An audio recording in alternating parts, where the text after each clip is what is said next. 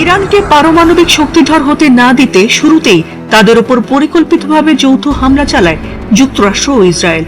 তাতে ইরানের ক্ষয়ক্ষতি বাড়লেও দিন দিন দেশটির অনমনীয় এবং প্রতিশোধের ধরন দেখে রীতিমতো চমকে উঠছে শত্রু দেশগুলো। এমনকি ট্রাম্পকে সাহায্য করায় ব্রিটিশ ঘাঁটিতেও শক্তিশালী ক্ষেপণাস্ত্র হামলার পর থেকে ইরানের সক্ষমতার প্রতি নতুন করে ভয় ধরেছে পশ্চিমা বিশ্বেরও। এছাড়াও ট্রাম্প ইরানের পরমাণু কেন্দ্রে ইসরায়েল হামলা করবে না বলার পরও যখন দখলদার দেশটি নাতাঞ্জ পরমাণু কেন্দ্রে হামলা করে বসে, ঠিক তখনই যেন আর ছাড় দিতে নারাজ ইরান।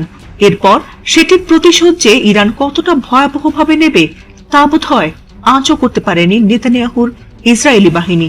ইসরায়েলের দিমোনা পারমাণবিক রিসার্চ সেন্টারে ক্ষেপণাস্ত্র ছুড়ে সেই অঞ্চল তছনছ করে দিয়েছে ইরানের বিপ্লবী গার্ড বাহিনী।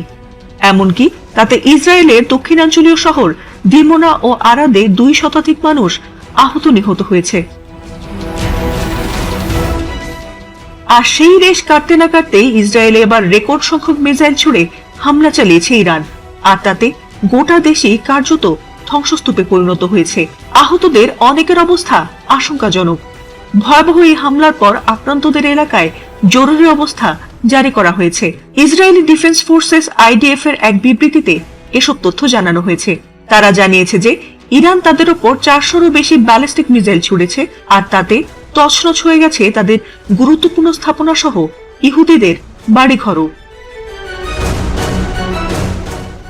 তাদের বিবৃতিতে আরো বলা হয়, গত 28 ফেব্রুয়ারি সংঘাত শুরুর পর থেকে ইসরায়েলের বিভিন্ন অঞ্চলে 400-টিরও বেশি ব্যালিস্টিক ক্ষেপণাস্ত্র ছুড়েছে তেহরান।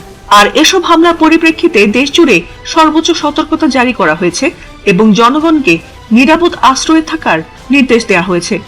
যদিও আইডিএফ দাবি করেছে যে সেগুলোর 92%ই তারা ধ্বংস করেছে, তবে ইসরায়েলের ক্ষয়ক্ষতির চিত্র দেখে রীতিমতো মাথায় হাত নেতানিয়াহু প্রশাসনের।